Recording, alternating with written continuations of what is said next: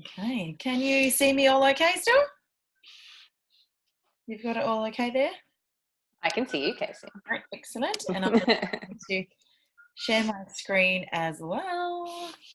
Mm. Okay, has that come up all okay? Yes, I'm just hopefully my notifications don't keep coming up. I've just dismissed those, so we should be okay for now. That's what I did as well. Just had to turn those off because it was happening this morning and it was really frustrating.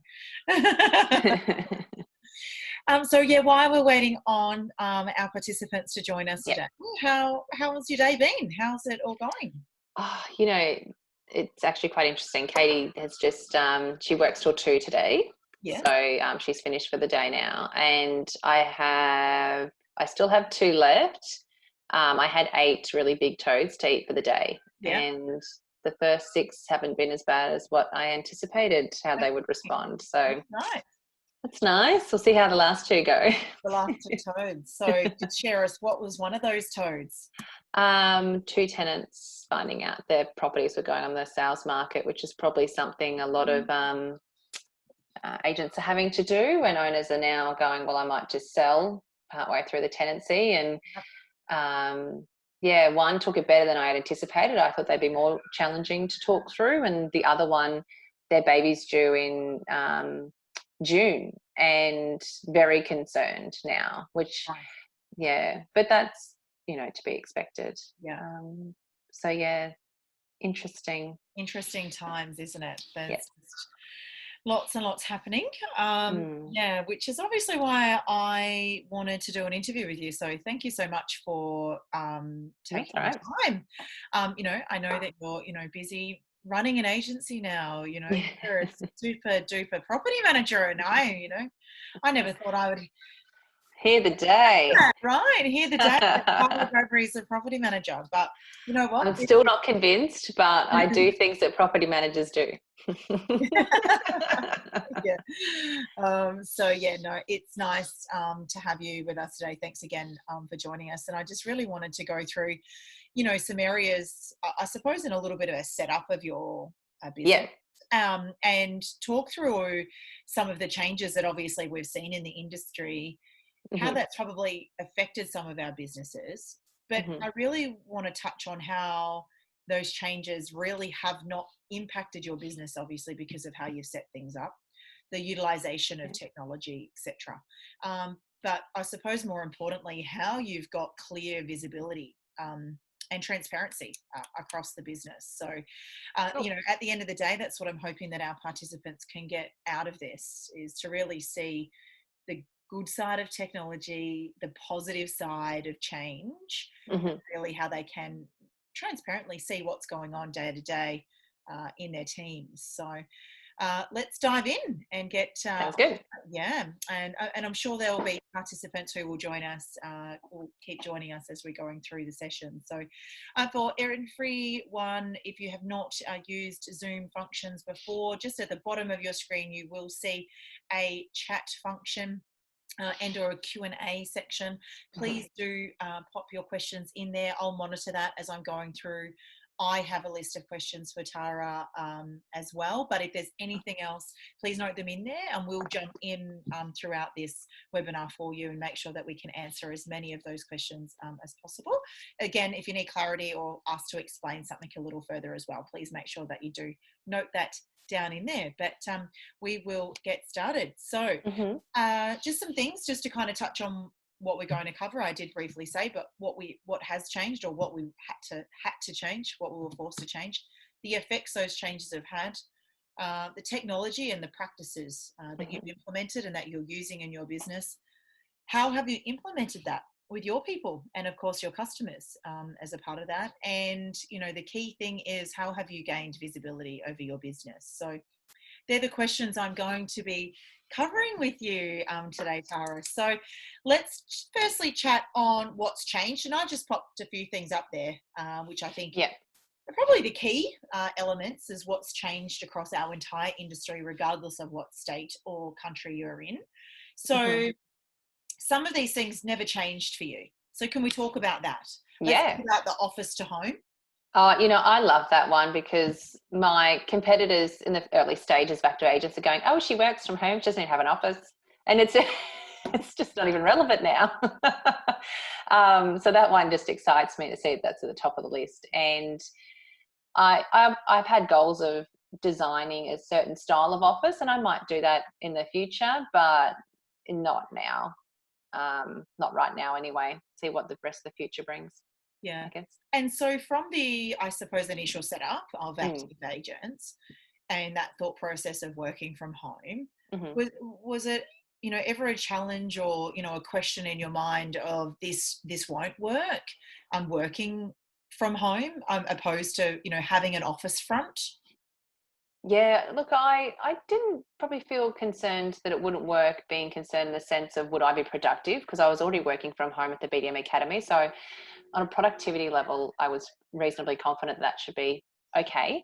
I think the concern for me more was having my house registered Mm-hmm. as the location on Google. And then I just kind of got past that and thought, well, you can go and pay for a business space and you're paying then to have that address, or you can leave it as it is. And at the end of the day, I think I probably thought about that more because of having Isabel and Sienna. I don't want them to feel unprotected if, someone decides to turn up and share their views on how they feel Yeah. about their experience. And I think that we've kind of passed that anyway, where even if I didn't have my house registered, someone could find where I live. We are protected with our data, but we're not Yeah. at the same time. So I kind of let that go and thought, Arlington Court is just going to be active agents. Very good. And then obviously, as your business has grown, Yeah. you've then brought on a staff member. Yes. So, what was that thought process in potentially knowing that there may be another person coming into your home space, Yeah. and or that person working remotely, right? What was that thought process of how do I keep them accountable? How do I make sure they're productive, whether they're here or whether they're working from their own home? So in the beginning, when Katie first started, she was only doing 10 hours a week. And part of that was she's got a young daughter who's just turned 1.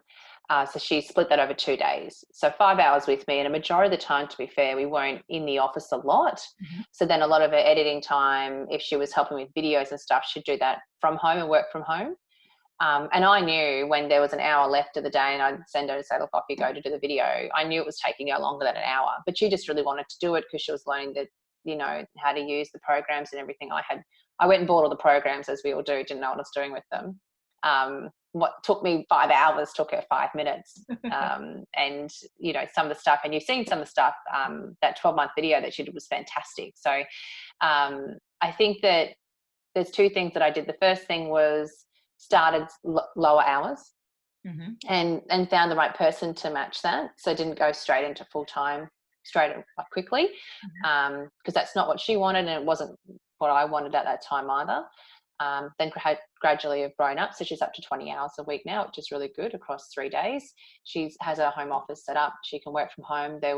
Last week she had a bit of the flu, so she wasn't feeling 100%. So she worked from home most of last week. Originally, as you know, I was just emailing stuff to get done, and that was just getting really messy. So then we stepped into setting up Trello, which we had your help with, which was amazing. Thank you. And I've just made it unbelievably easier, even to the point where we have our property management workflows set up with all the areas that are important to us to have workflows listed in. And then we've got our personal goals. And just before we caught up, Katie and I were just going through our personal goals, and we've both been able to tick one off of the 5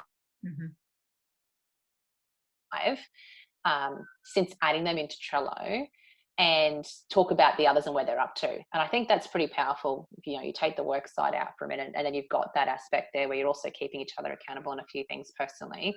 I know after, her going out today, I've been thinking, I really want to work on those particular personal goals. So that's kind of come back at top of mind again, which has been good. So having that, I'm probably someone that gives more confidence in knowing that people will do the right thing.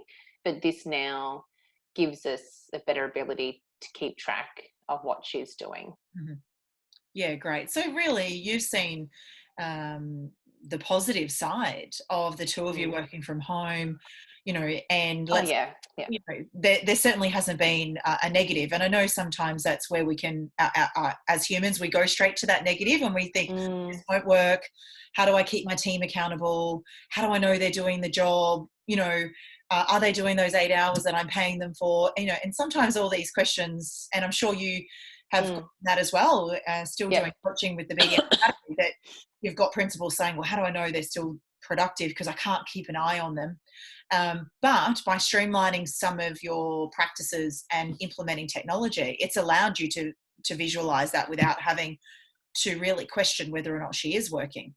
And I think to add to that too, Kasey, I actually know what the length of time a task will take, because I've decided, and that would have been the best investment of my time. I could have very easily started rent roll, employed someone, and then just been signing properties and having someone manage it. And I know we talked about that in the beginning before I started Active Agents, but I actually think it's been 100 times better, even though there's been many exhausting end of day moments, that I've done everything because I know how it all works. And it's one thing that I do believe I'll continue to do, that if, as I start to have Katie and the next person come on board and I let go of more areas of the business, the moment that there's an upgrade in that program or there's a change, I want to make sure that I know about it as a leader, because I think that with your buy-in on that as well, they respect that you want to know why things aren't working and why it's taking so long.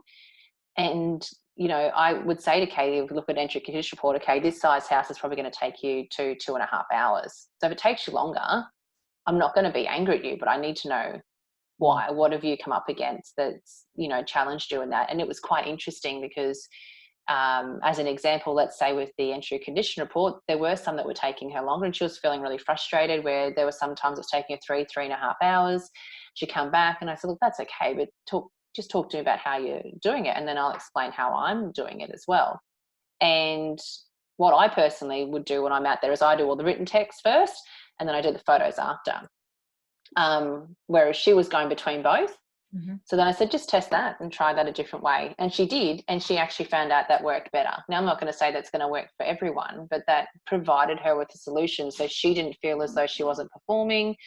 And it showed that I was interested in trying to help her find a solution. It might not have been the right solution, but thankfully it was at that time.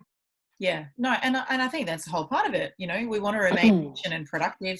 That's the whole reason for the flexibility of working from home. And having the tech there that can help us as a part of it. So, you've got to be able to be open to that communication with your team as a leader and talk them through it. So let's dive down to the next change.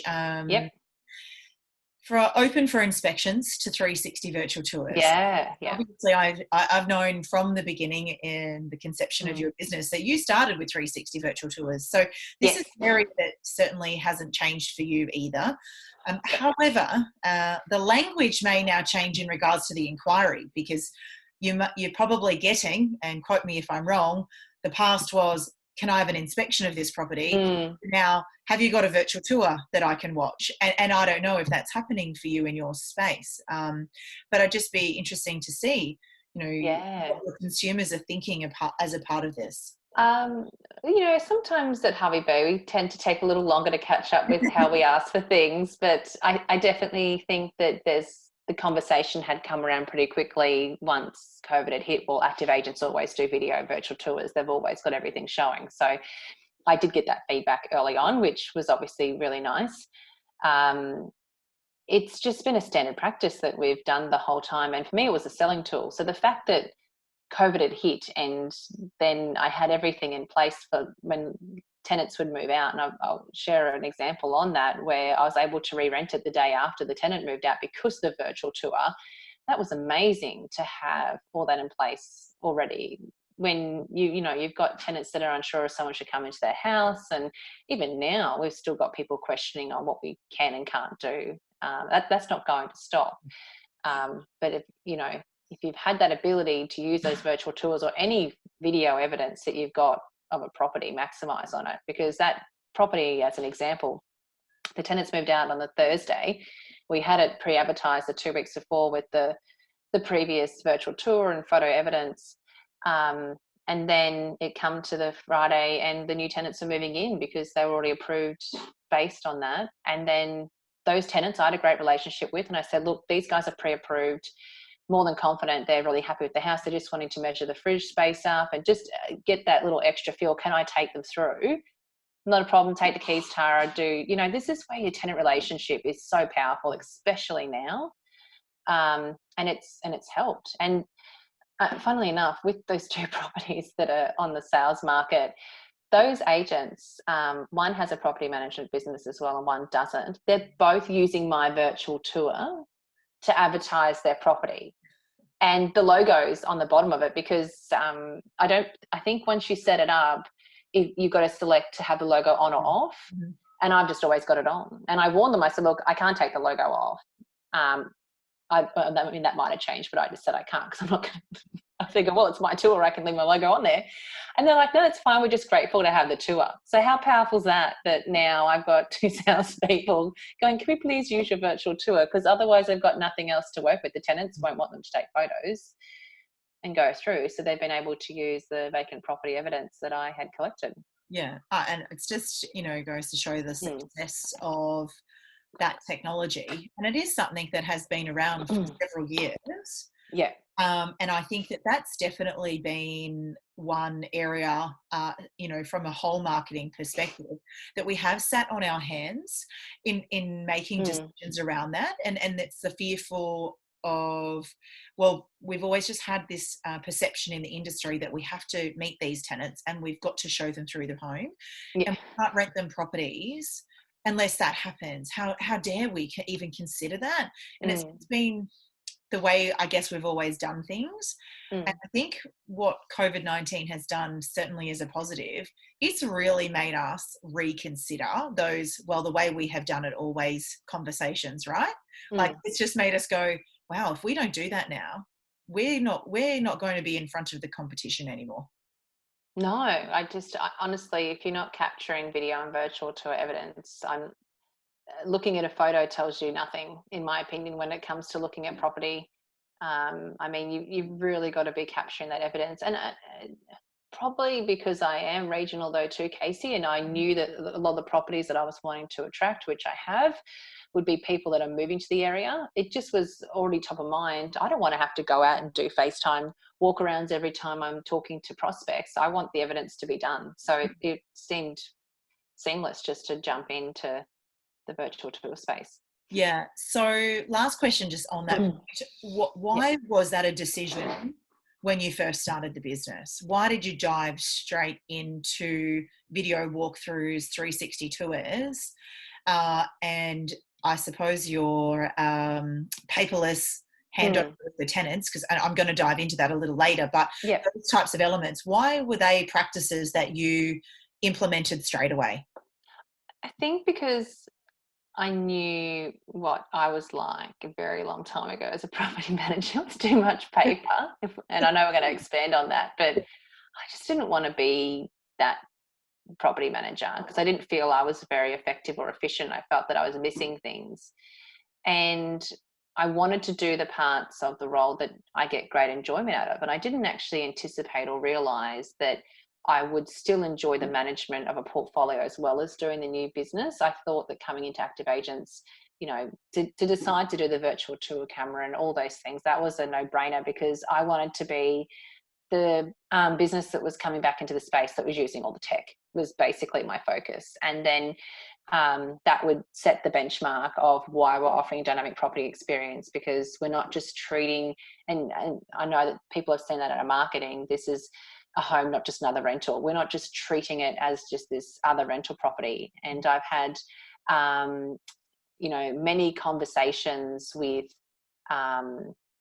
different tradespeople where they've said, oh, but it's just a rental. Do you really need to do that?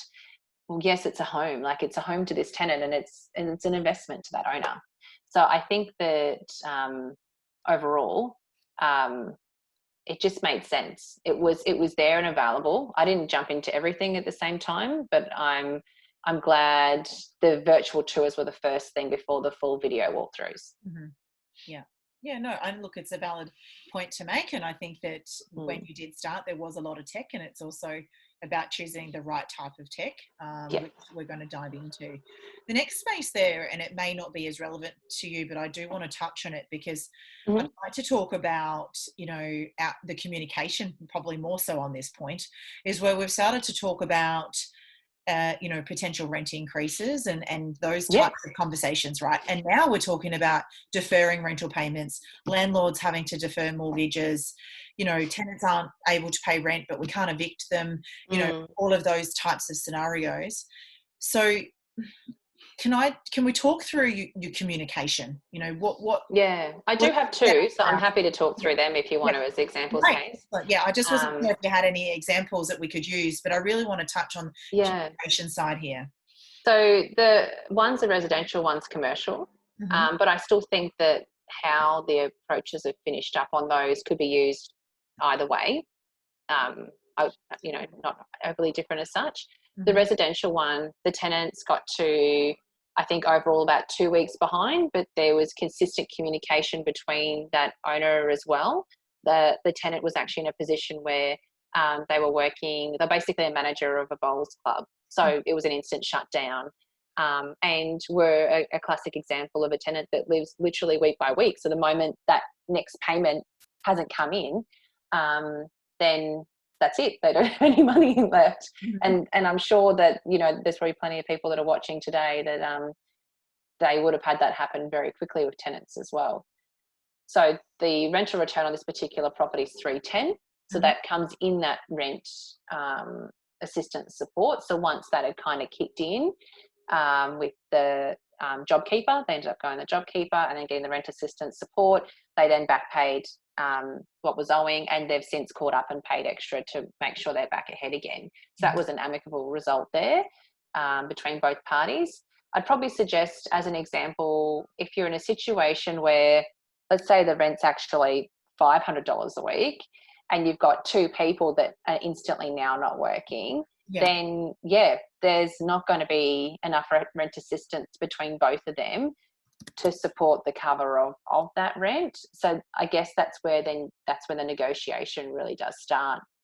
And that's probably the example that I found with the commercial property that I've been working with as well, where they have been in a position for the first month to just say, we're happy to let it sit for the first month.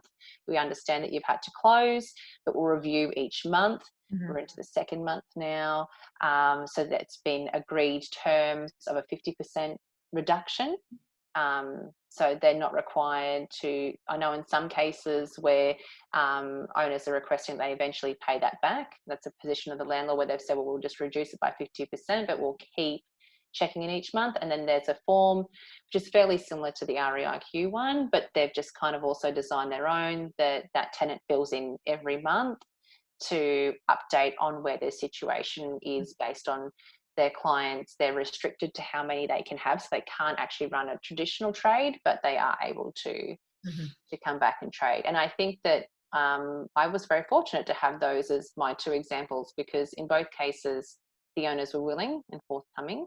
However, if you do find that you've got someone that is putting that pressure on you as a landlord, the best piece of advice I can give is just to genuinely listen to them, because even though I haven't probably had that, I've certainly had people have just kind of, since the COVID things come into place around maintenance, everything is now. And it's almost as though because they're just staring at it because they're stuck in their house. That's probably where I've had a lot of heated conversations around what's, at a repair to be done now and what is one that can wait. And I think that both of those resemble the same thing. There's a pressure, there's anxiety, there's frustration. So you've got to just genuinely listen and then try and provide solutions, because at the end of the day, we are literally in between here. We can only provide advice. Yeah, and so with those types of conversations that you're having, or how have you seen, I suppose, that communication maybe change since COVID-19? Are you finding that people are, wanting to video chat with you and utilize these forums Yeah. Or is emailing still, are we still got those keyboard warriors? So from that perspective, how are you communicating with both tenants and landlords? Like what are you utilizing to get the best outcome for everyone from that side of things? Look, the tenants are definitely, we haven't jumped into, I know a lot of people are doing the Zoom walkthroughs. It's not a space that we've jumped into quickly as such. So alternatively, we put out a recommendation in that first week when it happened that we would be assessing over the next 3 months what our routines would look like. So we understand that that's going to be a run for everybody of what they're going to experience in the way of routines. Mm-hmm. And we'll provide the option that they can basically send photos through of the property internally. And then we'll provide a list of areas that we want them to look at. So that seemed to have worked for most tenants. But interestingly enough, quite a few of them have said, can you just come out and do the routine? Okay. Now, in that sense, I'm in an area where there's 0 cases now. Mm-hmm. So, I'm in a position where if the tenant says I'm quite healthy and fit and I don't have COVID, and I'm also saying the same thing, well, then what's stopping us from doing a routine inspection?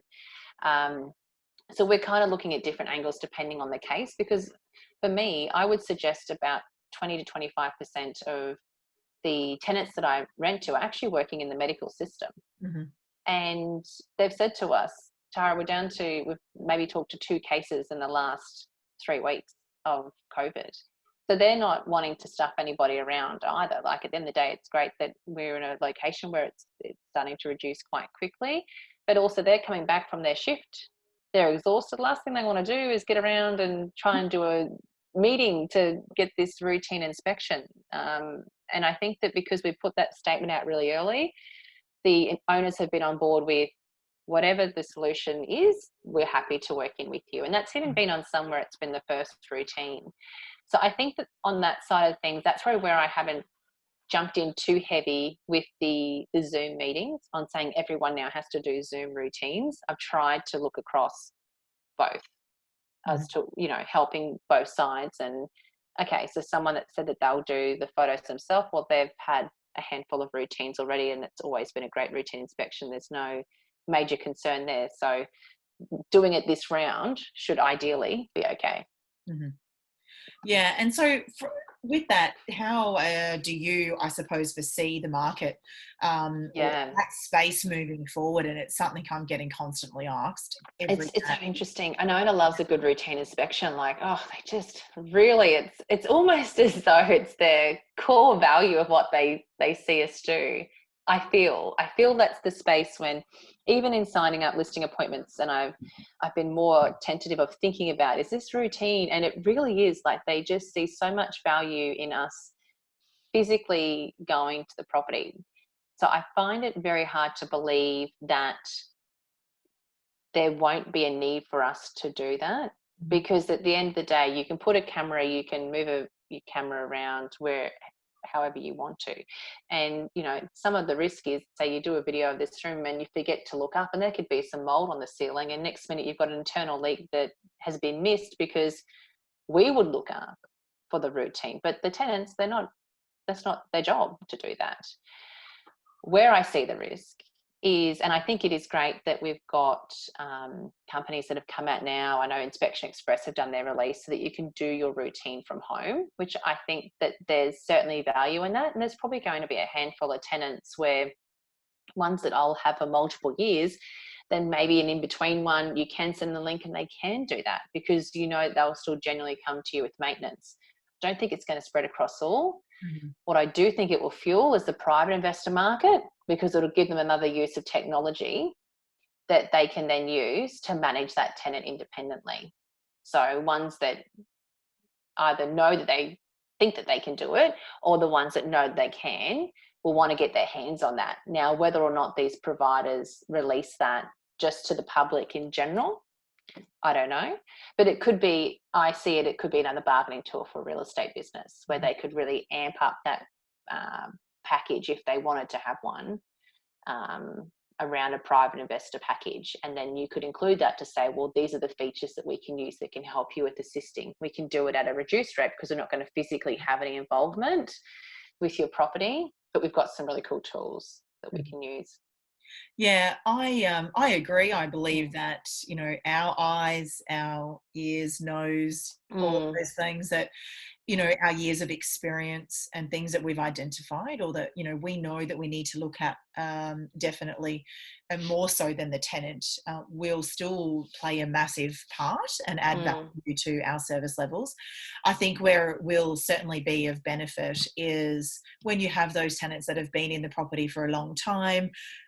Every routine inspection is great. They're not in arrears, and that there's not an issue. That's when you can, effectively say to the owner, "Hey, let's look at doing maybe 2 assisted tenant routines, and we might only do 1, or we might only do 2, so that we're, not having to impact them as much, because they're great tenants." So it's sort of then like it becomes a more of a beneficial tool for the tenant, more than it is for the landlord and the agent.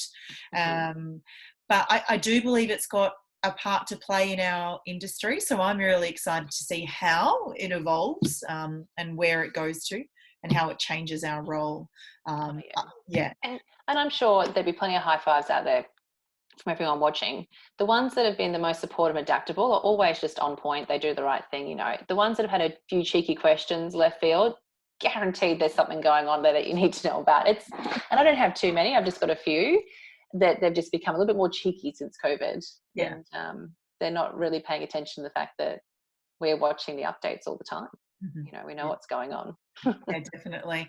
And our bottom one there that I think is, vitally important, it probably should have moved its way up the list, but office and home kind of goes with this one in regards to server to cloud. And there's still a lot of businesses that, are operating server based. And I'm not just talking from a trust program. I'm talking that they're storing their data. They're not able to effectively run remotely, and they've had to make some considerable changes, and probably expensive ones, in the last 6 weeks. Yeah. So how have you seen the benefit from immediately running a cloud business? Oh, unbelievable. I mean, I'm still particular in the sense I've got 2 locations where I've got my data being saved. So Being overcautious? yeah. So we use Office 365, and then we've got our files, all property files are set up with all the templates and like that kind of stuff. We've still got property files set up in our email that we send stuff over to, whatever we need to refer to. And then in managed, you can attach documents and video and all that kind of evidence there. But I still go between both. And to be fair, a lot of the time, you might remove something from an email, so it makes sense to save it into a property file and then go and save to that program. And I know it's an extra step and it gets annoying, but I just like having it saved in 2 locations if I need to. Yeah. And I think, the clear benefit there for me is no paper. And I know. I've wanted businesses to just adapt to this for such a long time. And I come from the property manager's space. I mean, that's what I was, right? I worked through that. And back then, 20 years ago, it was so great. That's what you had. You just touched paper, and it was like, we just love it. And I don't know what it is about us in property management space, but it feels like that if you've got the piece of paper in front of you, your mentality is, if it's there and it's in your sight, you're going to do it. That's also not the case, because you can tend to just do this all day, right? Like, piece of paper. And I think by having things in the cloud, it actually allows you to be more productive and certainly more organized. Yeah, I guess there's always this fear that you might lose something. So if that piece of advice helps, just have 2 areas that you're saving. Have property files set up, and have, whether it's Office 365, Google, some kind of drive that you can create your property files there, and then utilize, whether you're using Property Me, Property Tree, or all the other ones that are out there, still upload into that system as well. If you feel you need to do that, just do it, because honestly, you will have the same experience as me. And I know I mentioned that to you, Kasey. I walked into office and I saw so much paper, I had heart palpitations. And I thought, wow, I can't believe that this still happens. It just didn't even cross my mind. And it was up on the desk, and it was on the floor, and it was up over there, and it was just insane. And that to me is more unproductive, high stress environment than what you can do working remotely, in your cloud, and making the most of the tools that we do have available. Those two properties that have just gone on the market that are rentals of mine, the agents sent through the notice of intention to sell, and then I've had to fill in my stuff, obviously, put it into DocuSign, added the text in, added my signature in, bang, it's gone back, it's gone out to the tenant. You know, I don't want to have to get up to a printer and scan it back in and have to have a big printer unnecessarily. I mean, a lot of the time, and I know I posted a few silly photos that Katie takes of me sitting on the floor when I'm out doing training with her. I will work remotely, and sometimes I will take my laptop because I just think, I just prefer to have my laptop because, you know, you've got more functionality and features. But I can pretty much do everything from my phone or from the iPad. And I think that that's where everyone needs to be. Is my goal is to just be using the iPad completely. It would be nice, but then, you know, sometimes when you're maybe mucking around with a Canva image or you're wanting to type, you know, a blog or a longer story, it's just easier to have that keyboard. So yeah, absolutely. Yeah, I think there's been a fear factor of, you know, what is maybe our legislative requirements in having a piece of paper, and that could be we're meant to have an original tenancy agreement or an original management authority. At the end of the day, we need to be able to just produce those documents. And we've been allowed to electronically sign for about 5 years. It's just the fact that we have not adapted and adopted to it that quickly. So if we've been able to do that, and it's something I've always used it for years, I've signed my tax return by a click of a button. yes, So if the ATO can accept an electronic DocuSign signature, why have we not considered that that's okay to sign a tenancy agreement or a management agreement like that, right? So I think we need to probably remove or certainly change our mindset about having a hard copy file for the landlord and the tenant and having all of these originals as well, and just remove your filing cabinets, guys. Like if that's the only advice you get from today is remove put some the bean bags in. Absolutely. How about creating a really nice nice mental space, I suppose. I can't probably even think of the right word there, but have that a space where you can chill, that chill space. Oh, I saw Julie from Rain and Horn.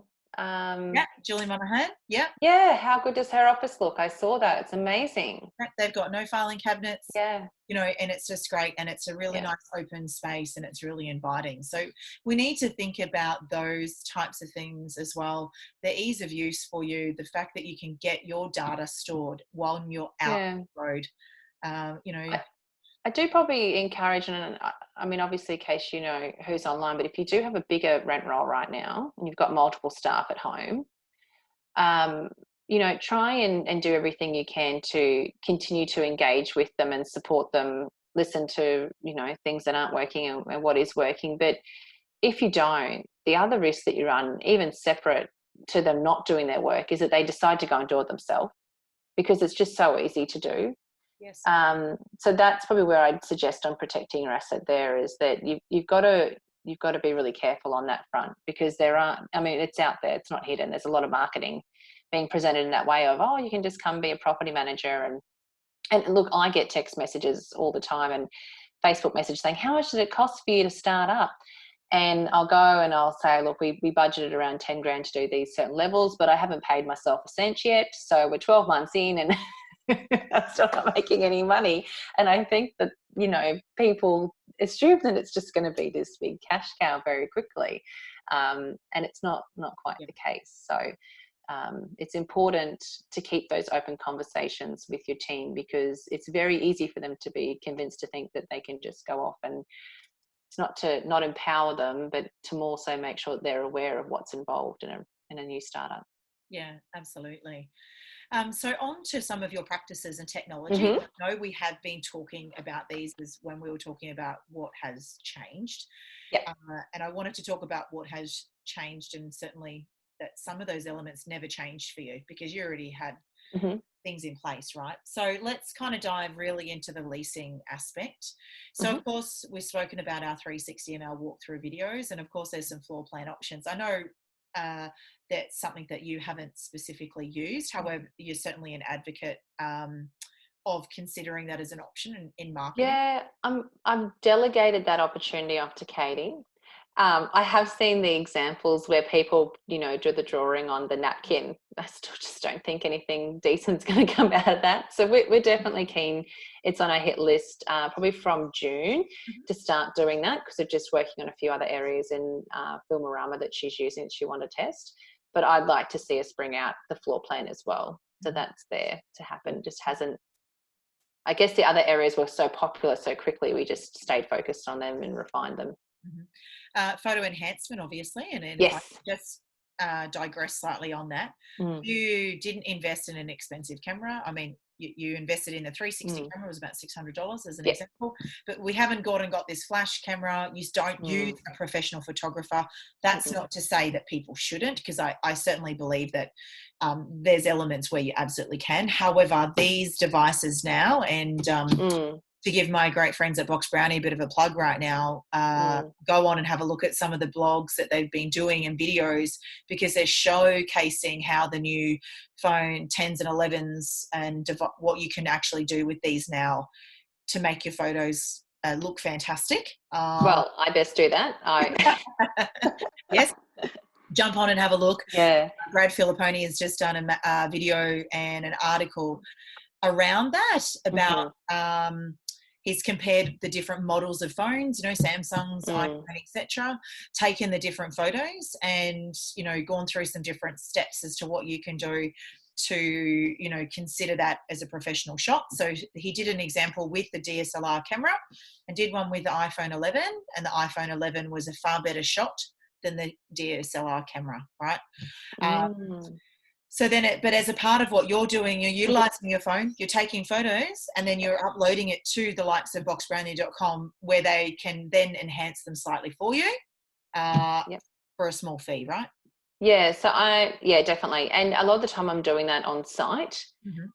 So I've set up the account where I can just do it directly from my phone and just upload those photos while I'm there, so that by the time I come back, I think the fastest response I've had is close to half an hour, which is wildly impressive.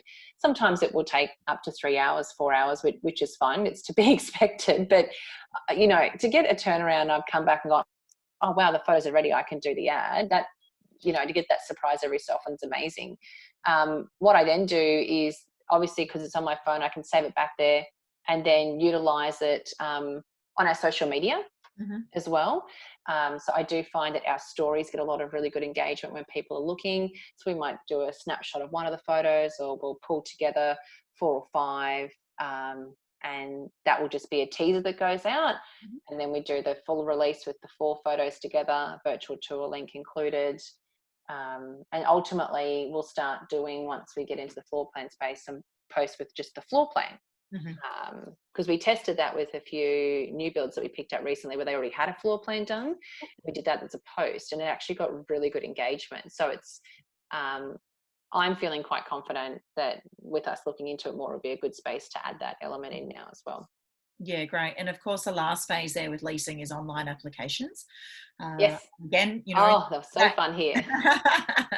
That technology and software has been around also, and I think it's not in Hervey Bay. I seem to be the only agent there when I first started pushing people online. I, as you know, obviously use oneformofrealestate.com, but I'm a huge fan of tenant options, and I think that for me personally, it worked really well because we were advertising on social media too to secure tenants. When I was on site at the property with the tenant, they'd say, how do I apply? And I say, well, if you can give me a number, I'll text you through this website link. I'll show you how to use it. We'll set up your account now, and then you can log back in on your computer at home. You can do it on your phone. They've got a chat section, so if you get stuck, you can talk to them. They'll help you through this process.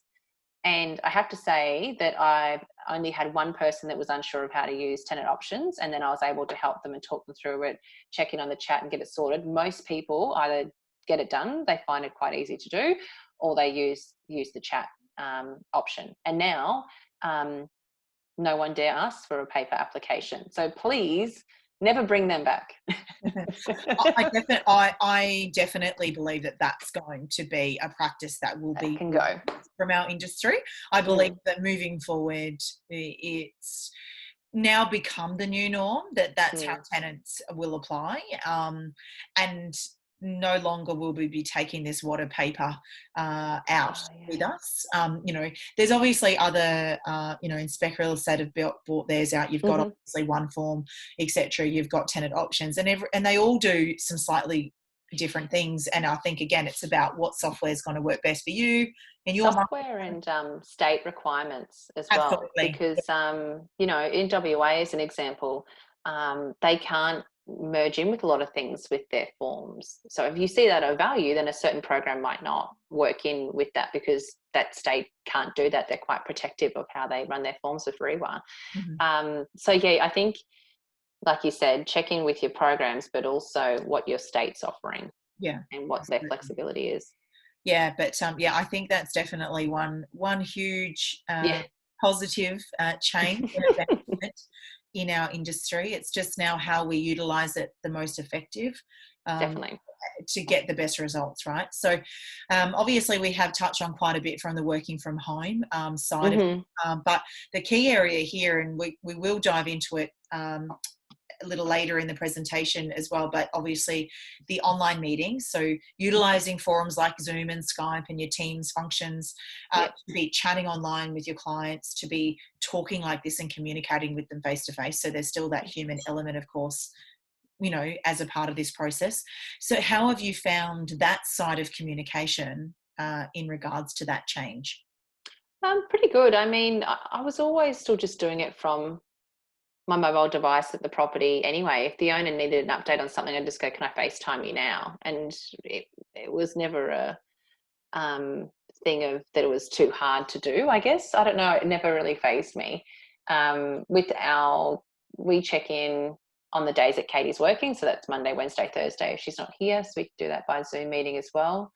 But to be fair, a lot of clients are still probably communicating through our managed program with their email updates and photos, and the tenants probably not so much. They haven't felt the need to start video calling. And even a few of the new clients that have come on board, again, a few have wanted Zoom calls, but many have been just happy to chat over the phone, get the information sent through, continue to follow them up. And they've been based on recommendations, so they've already ultimately made their decision. So I'm definitely using Zoom more, but I'd probably suggest I'm starting to see it more in networking to bring back those collaborations. I'm starting to see a bit more of where a few of us would be at certain networking events together and gone, hey, let's just do a Zoom meeting, but it's probably more traditionally over a wine in the afternoon. Which, that's also nice as well. So I'm seeing more of those, and that's probably been the last couple of weeks start to kick off of finding those ways to keep in connection with your referral partners. Yeah, great. And of course, electronic signing. So, the utilization of DocuSign, and certainly there's other programs out there, HelloSign and I Agree, etc. So there's many that you, again, should consider in your business, and of course how it connects with your other programs. Well, the 18A is done with One Touch now. And then hopefully that will be on the Form 6 as well. And I think that's probably been a big change for the tenants with lease renewals, because they go, oh, I've got this message that's come to my phone, so I'm very tempted to get a video update out to my tenants, because that's been a real shifter where they don't have to actually physically sign now. Yeah, and I think that's even for us, I suppose, there's been that element of, well, do we embrace that technology? Because and let's talk about maybe when the tenant first moves in, we've been used to that, come into the business, sit down, let's have a chat, go through this document and read all of the fine print and sit with them for 30 minutes. Now, with electronic signing functions, a little bit of that responsibility is on the tenant to make sure that they've read it. Yes. And I find there will be a few that will set up a Zoom meeting and we'll go through it together. Most have usually seen the agreement before, and the ones that have are onto it if there's an error. The other day I accidentally ticked the water box to charge for water, and it was a unit that you charge for water for. Oh, sorry, I had to go back and redo it, and I think that I wouldn't go back in my opinion, if you were doing that, to having them come into the office for the sign up. I think that can definitely still be done remotely, and the tenants are appreciating that efficiency as well, especially if they're moving to the area. We meet them at the property on moving day and do key handover, and then we're going through the tenant handbook and we're confirming the stuff that we've discussed with them. So they're wanting to move in. They're not wanting to sit there and go through all the paperwork. Yeah, absolutely. And I suppose that brings us to the next side of it. And we've touched on those, drive-bys, and you're doing your first session with Transform around this particular area, which is great. So any of you who are listening, make sure you jump on to the Elite Agent Transform program. But let's talk about drive-bys. Something that you and we spoke about, and we all kind of had a little giggle and we're like, oh, do you remember when we used to do these like so many years ago? So the thought process around sort of bringing that back. Yeah, so I pretty much, I was looking at different things that Katie could be doing, and initially this last month in April was for her to ramp up and take over routines. Well, that space changed pretty quickly. So then I thought, well, I'm not wanting to jump straight into Zoom meetings on routines. I want to keep researching that, and obviously we've covered that earlier, but I thought, well, I'll surprise them with a curbside inspection. We did them a really long time ago at Prestige Properties, and the response from the owners was great. So I said to Katie, we can either email it out or you can just send it directly from your phone. But basically it's a second introduction to what you're doing. Obviously reminding them that we know that the routine inspection way has changed for now, but it will, return as we start to stabilise the situation. And we've just happened to be past your house, and here's an outside shot. It's looking great. And they thought it was amazing. Like some of the responses Katie got back were really good and positive, and just grateful for doing it. And the interesting part is there was a few times where I know she went and just did it herself on her own time, because she was driving to get her daughter to go sleep in the back of the car, and she thought, I'll just do a few curbsides and drive around and get these photos. So it was a task for the month across 62 properties, and she did it quite easily. Yeah, and I think, by looking at something like that, it's showcased a different level of value. And I know maybe, all of us listening today, we're in all different locations, and you might say, well, I've got a property that's 40 minutes away, right? So it might, this particular introduction may not be something that you can implement into your business, but if you can think of it as an additional service level, the owners aren't expecting you to do something like this. And every now and again, add that in, take that photo from the outside and send it through to them. I think it just showcases that you're coming up with different ideas, especially in times of crisis, when you maybe need to think outside the box. This is when they'll ask about the fees, and I've seen a lot of property management groups where PMs have come up and said, oh my gosh, my owner keeps questioning the fees now. Well, hang on, there's two reasons. Either one, they're not seeing the value, so they need to be reminded of what that is, and making sure that has been properly demonstrated to them, because they don't know what's going on behind this door right now in the way of work, or if I spend an hour of my time or 10 hours of my time, they don't know that. They just want the job done. The second level is the pressure that they're experiencing just financially in general, and you become one of the incidents that comes up where they go, well, we could need that money now, and we know that they're amazing, but we could really do with that money. Now, if I did have an owner generally come to me to say, Tara, it's completely down to the fees, and I talked through that with them, I would still be chasing them back, at any stage. But I would know comfortably that I've done everything in my power to give them the highest level of possible service and the best experience that I know hands down they'll get in Hervey Bay. And I think that that's the message I want to leave everyone with that's watching today, is that sometimes people will have to make that decision, and it's not about you or what you've done. And I've not had to come up against it yet, and I probably might, but you may have experienced that. And I just want you to understand that if you know you have done every single thing that you can in your power, and you might have done some curbsides, or you've gone out of your way and done those extra things, you think, gosh, what's wrong with this owner? Why?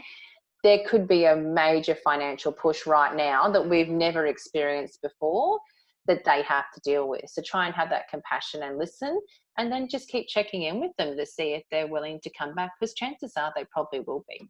Mhm. Or you can try and work out a plan. You might decide to work out something that's over a short-term period that helps them over that time.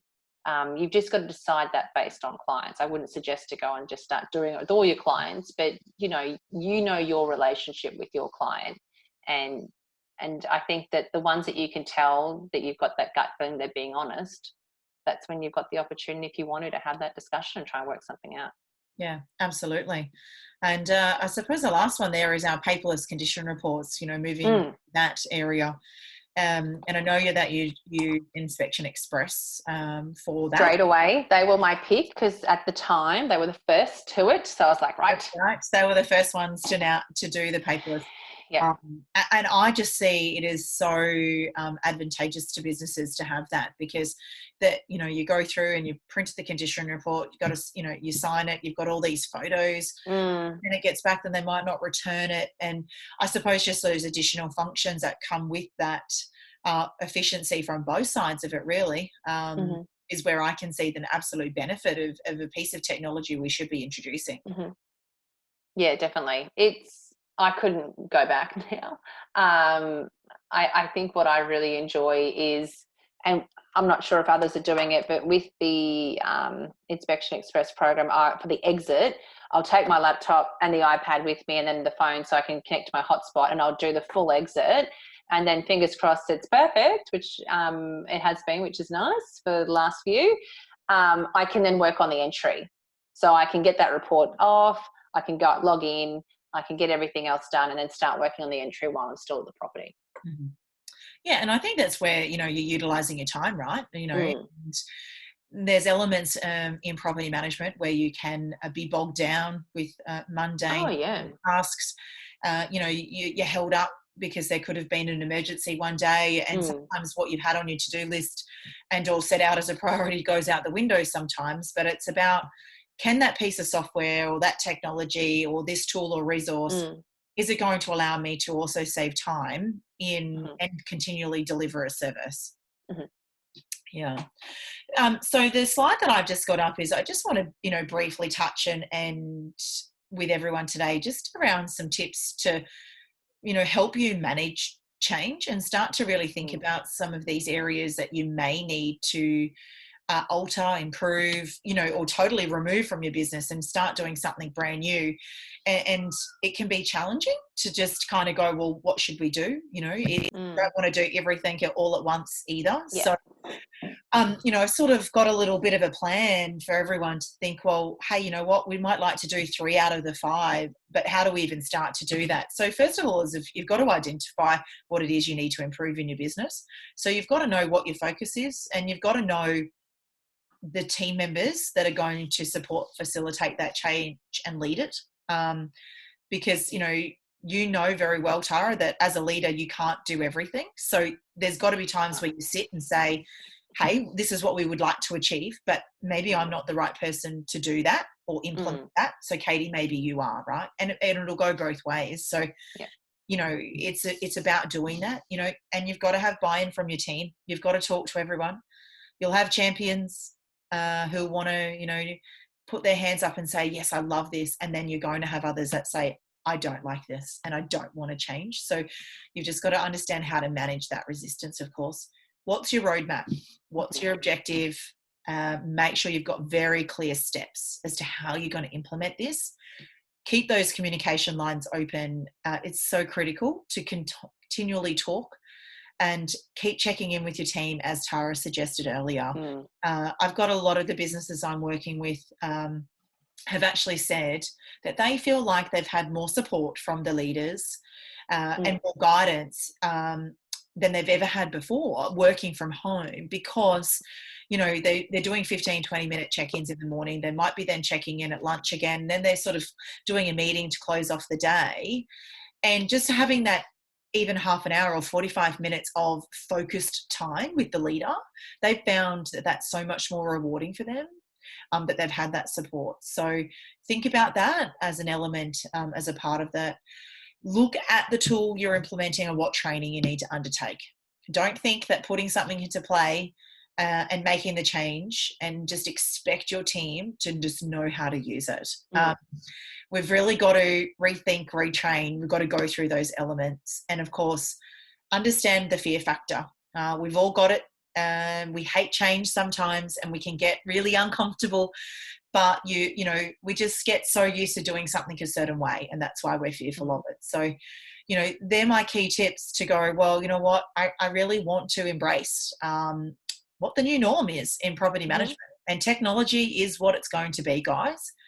So think about this as a part of your plan of attack.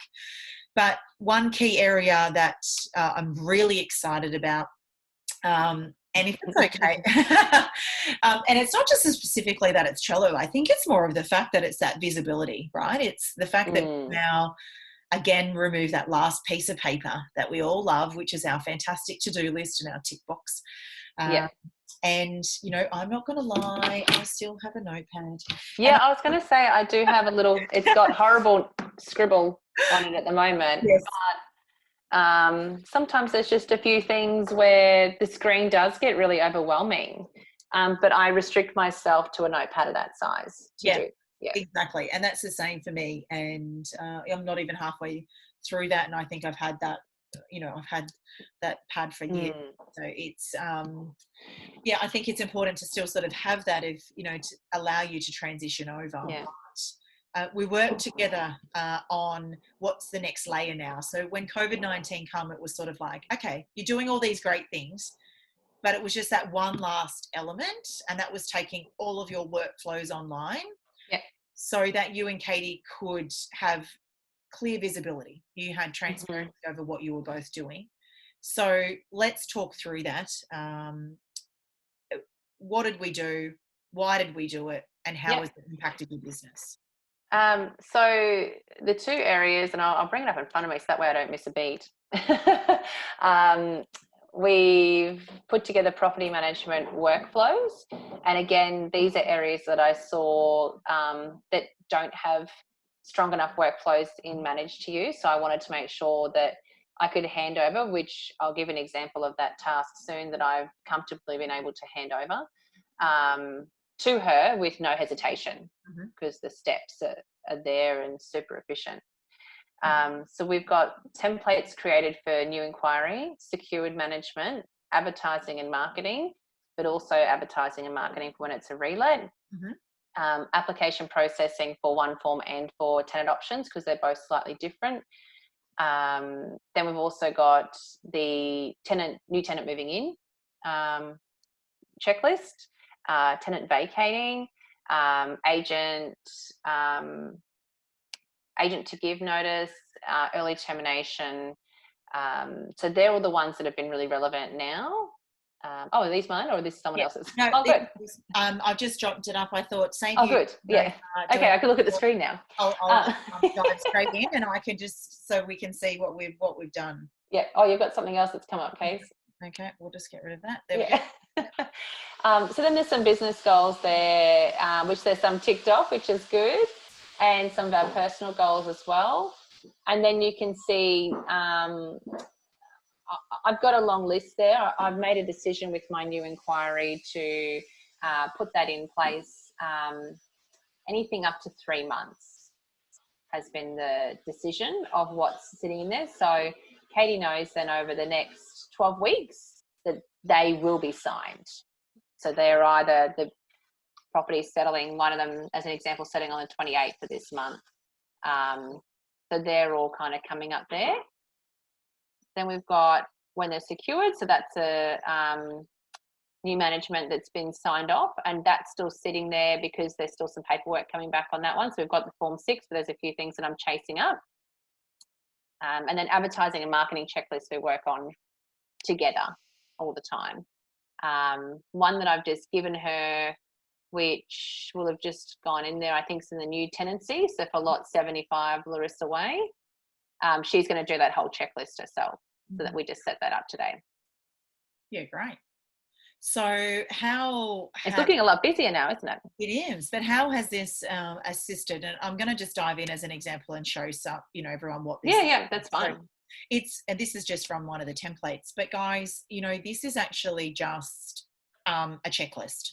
So, you know, it's taking what you've had as a piece of paper, and it's putting all of those tasks that we know that we need to do, but it's actually popping them online now, and you tick off as you go in completing those tasks.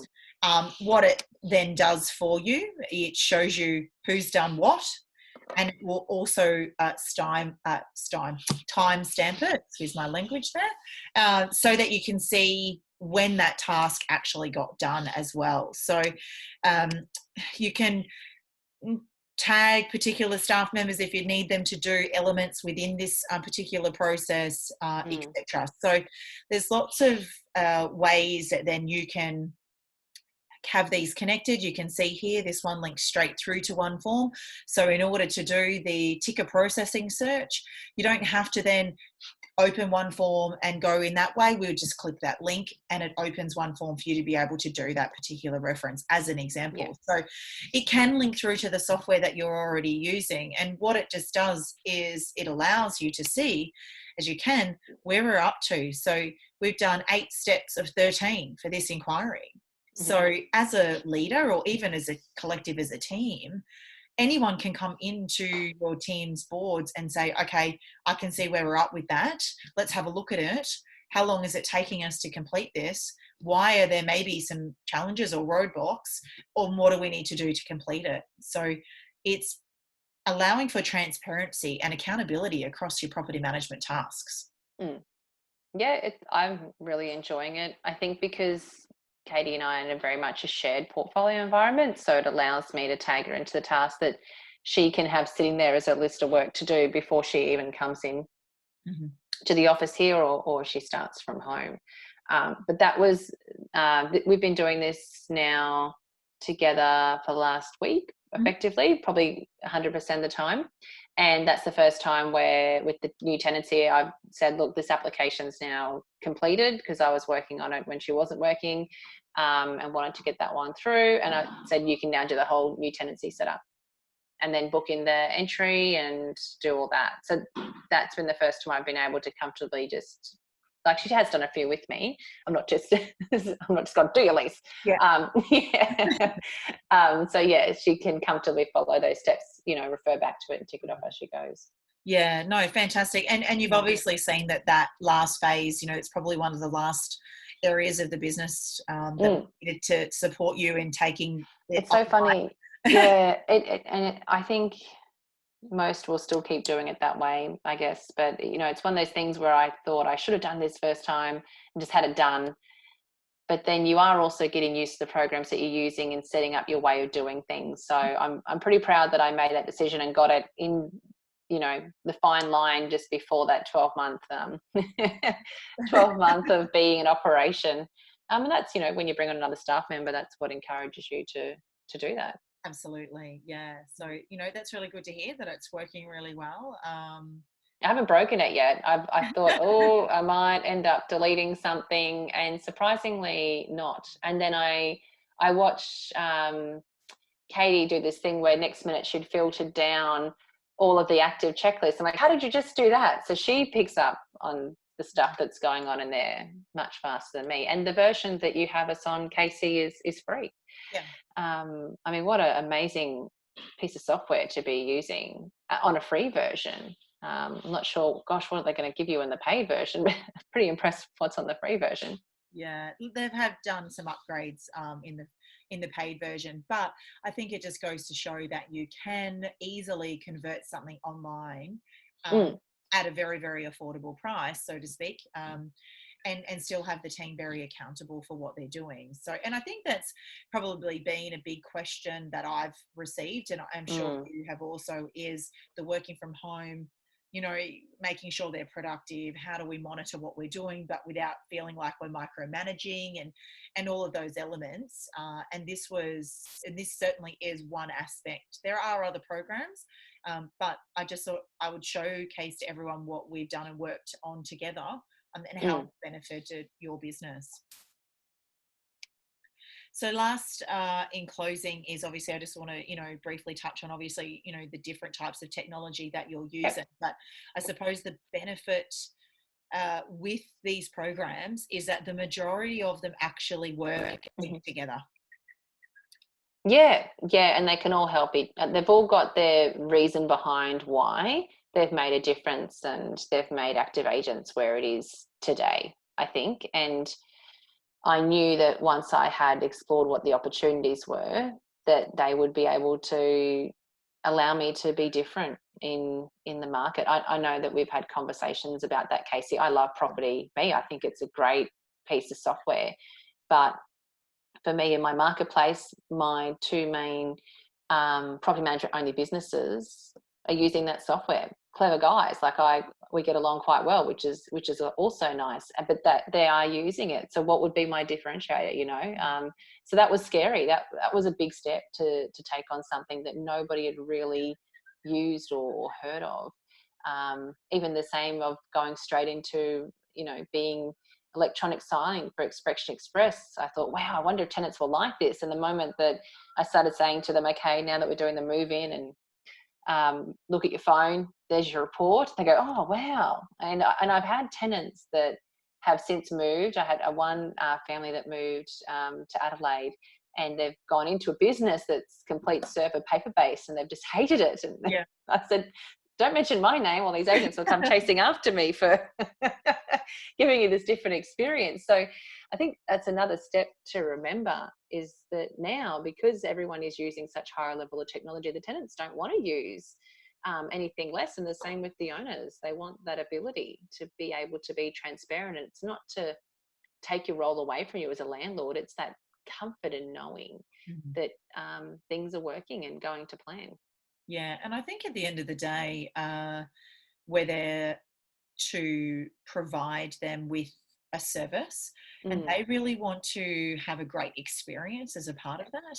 And it's something maybe in the past that we haven't been as known for, as delivering that great experience. And some of us do it extremely well, some of us do it very, very poorly, and some of us kind of just hover in the middle, right?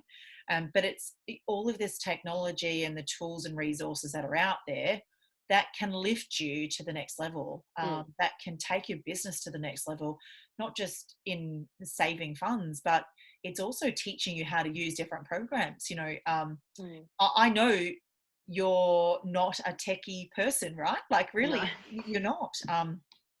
But you've considered all of the different technology options as to how it's going to support you be more efficient and get the job done, so you can continually grow and focus on that element of your business. And so we've got to remove the fear factor and give things a go. Just try one at a time. I certainly didn't have all of these just implemented and running effectively straight away. I mean, I probably went in pretty heavy with the using Box Brownie and the virtual tours, because I was taking on in the beginning vacant properties that were new. And I still remember my first virtual tour took me 3 hours. Like, I get it done in 30 minutes, easy now. And that's usually upload and I'm starting to put it together on my phone like a pro. So, don't expect that it's going to be perfect. And if you're the same as me and you watch a video and you go, oh yeah, you'll go on and try and do it your own way anyway. That's human nature.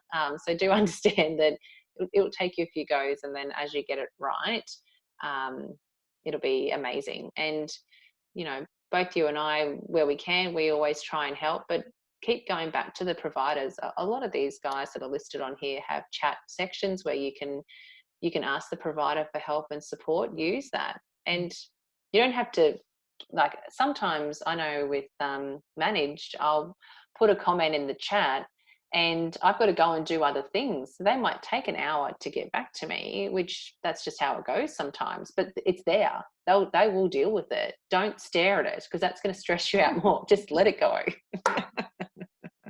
Absolutely. Well, we've gone past our hour, but while we still do have some participants online, I'm going to throw it out and see if anyone does have any additional questions at all for you, Tara, or even myself. Excellent. So please. I'm just checking we weren't at 3:30 yet, because I've got an appointment at 3:30. But we're all good. I was just checking my phone. Let's go on. Yeah. So if you do have any questions at all, now is the time to ask either of us. you know, you can connect with either of us as well, obviously through social media if you would prefer to do that privately as well. But we are here right now. If there's anything that you would like to clarify or chat to us about with your teams, fire away. Yeah, you know, thanks again, Tara, you know, for your time and dedicating that. I know that you're juggling the BDM Academy and active agents and being a mum and all of those things. So it's great to connect with you. We would be on tour right now. I know. I was looking at some of my nice big jackets that we'd wear in like Melbourne, and thought, oh, I'm going to have to go find a freezer or something to sit in. It's not going to be as relevant here in Hervey Bay. Yeah, no. So we've had a few that have said that it was very informative and thanks for our time. So good. Thank you so much, Nikki and Kirk. Thank you for joining us, and to everyone else who has joined.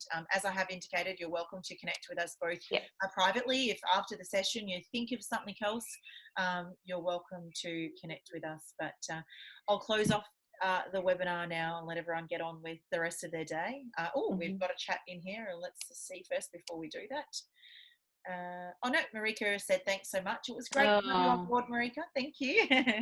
But yeah, thanks again, Tara. And anyone who has registered today, I will send through a copy of the recording just so that you've got it there if there was something that you'd like to replay back or seek any further clarification on. But yeah, thank you very much. And lovely chatting with you again.